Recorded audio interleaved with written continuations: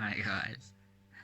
So I want to make a video of this. It's probably gonna be a quick video, I hope, or not. I don't care really. What the fuck. See now I forgot. No, I didn't forgot. Okay, churches. Okay. So I don't mind churches opening up, but what bothers me is that churches are allowed to open up, but like barbers aren't, or um, yeah, like your restrictions don't even make sense, guys. Like what the fuck. Um, But anyway, what my feeling about churches is that the Bible says, where there's two or more people that gather in my name, that is a church. Uh, so if you can't pray at home and find God there and believe that He's going to save you at home, then a church isn't going to help you to believe that. Why gathering in masses in a pandemic with a virus? How is that going to assist you in believing that God is going to save you? Like, all you need to do to believe that God is going to save you is that to believe that God is going to save you. Or that if He doesn't, that is His plan. Like, I'm not saying God is going to kill everyone or whatever, but whatever happens, like, I believe that everything happens for a reason. And that even I accepted in myself that I might die. This might be worse than people are making it. And that I would not survive. And I accepted that, and I'm fine with that. What I'm not fine with is all the other people that didn't do that, that are fucking terrified. I want them not to feel like that. I can't, because I can believe how bad it feels, and I want them to be fine, and I want as little of them to die, and we can do that by growing our own things, by working together, by not being divided. That's the one thing that's gonna get us, is being divided. We need to come together, guys. Like, everyone is dealing with this on their own, which is not a good way to deal with shit. It's terrible keeping shit for yourself and things like that. So, I mean, you have your privacy and everything like that, but like, this is something we all deal with. But now no one wants to deal with it together. We want to deal with it in our homes and things like that.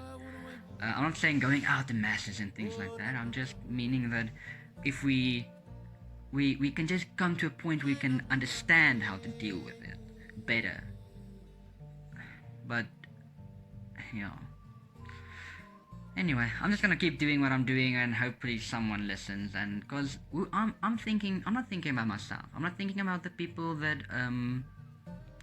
have jobs now and believe that they're gonna be fine. I'm not thinking about the people that believe that this is gonna just turn out fine. Because I don't understand what people are hoping for. Like, I don't, like, the only hope I have in this is if they find a cure. Other than that, there's no hope. I don't see a hope in this. Either if they have a cure, or this whole thing is fake and the corona doesn't exist.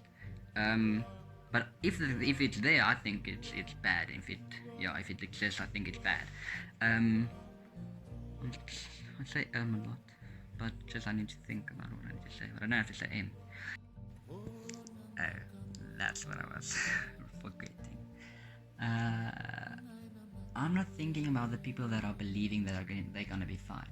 I'm thinking about the people that are living in townships. I'm thinking about the old people that have no one to think about them. I'm thinking about people who are so desperate and hopeless that they really don't know what to do. People who are losing their jobs, who lost their jobs, who believe they're gonna lose their jobs. Like, I'm working for a big corporation, so the chances of them closing completely is a lot, definitely now, but less than a lot of other businesses, even big businesses. Like, we have this one big motor company in where I stay, and it's big, like, yeah, but they're not paying their staff, and they're not even giving all the UIF to them. And my nephew works there, and he works there, but like, even if a big company like that is struggling, like, I'm thinking about the people that know and believe and feel it in them that there might not be a bright future. And I want those, because that's the majority of South Africa. That's, like, I believe in my heart, 80% at least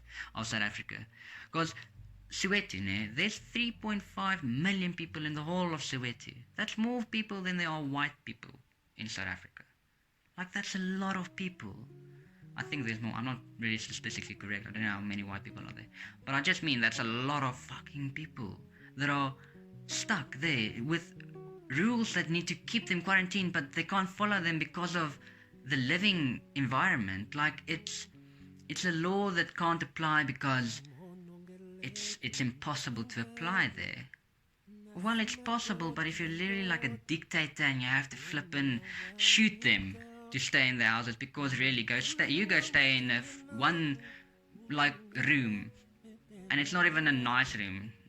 I'm sure a lot of people they live in nice houses. I know that people build nice houses in townships and areas like that, which is cool because the ground is cheap. And I don't know why our ground, it's not our ground, like the ground in cities are so expensive. It's fucking ridiculous. So I thought of living in Seshego sometime because if I hear how cheaply they build their houses for, I'm like, why are we living so expensively?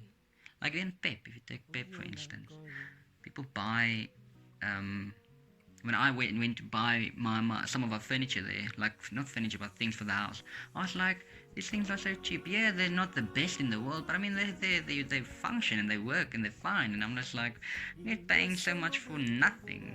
Like the people that know that Pep is fine, like you have a secret that we didn't realize. Anyway, yeah, so I'm thinking about the people that have no one to think about them. The people that drive in taxis every day, the essential workers, the nurses, the doctors, the policemen, the army, all those people. I'm thinking about them, because if this thing hits and it hits big, like if we didn't prepare at least for that, then what the hell, guys? We need to be prepared, and I believe we can do it now because we're still at the beginning of our climb. And I don't know if you guys know, some of you would know what exponential growth is. And if you don't, go Google it and understand it. The best way I can explain it is that if you take a piece of paper and you fold it in half, it's two papers on top of each other. But if you fold it twice in half, it's four papers on each other. And again, 8 and so forth and so forth. And for you to get from the Earth to the Moon with folding it, you only have to fold it 42 times. Like, that's like nothing. So exponential growth it starts small, but then eventually when it grows, it doubles and doubles and doubles. That's how it got so populated so quickly.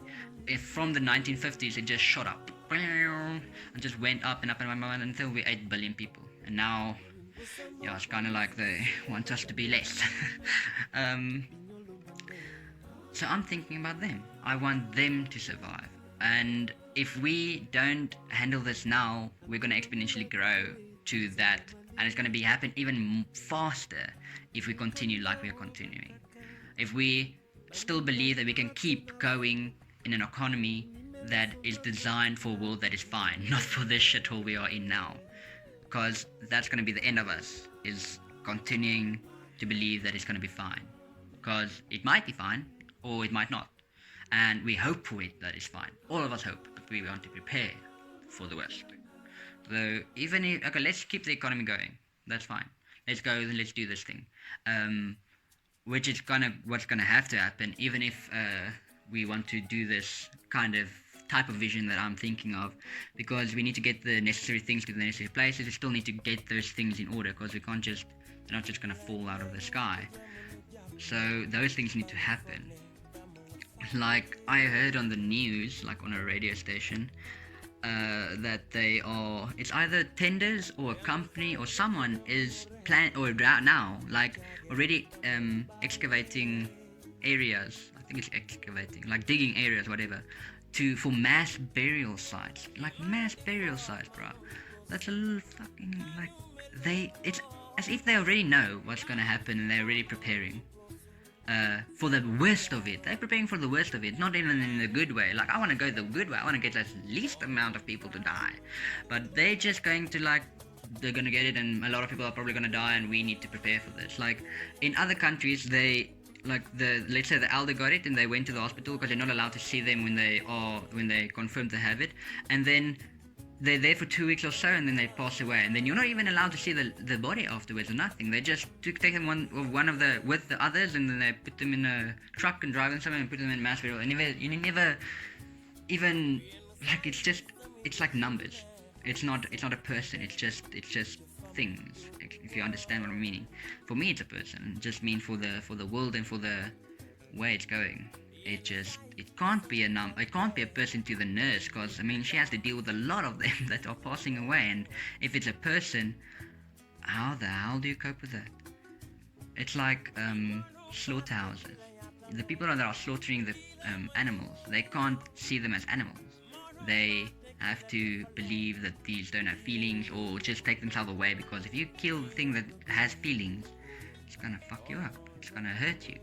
Um, I know of this one place where one of the expenses is like for weed, and it's to give it to the people who do this job because they need to chill more, because it's a horrible job to do. So they smoke before they do this, and then they just chill. So I couldn't chill. I would be more panicked if I was on weed and doing that. But I could understand why they need to do that, because it is something that calms people and makes them chill. I'm just saying that we need to really think of preparing, guys. Even if the economy has to continue, just at least make your own gardens to prepare for when the economy stops all of a sudden because there's not enough people to keep it going. Just do that at least. Like, no. Anyway.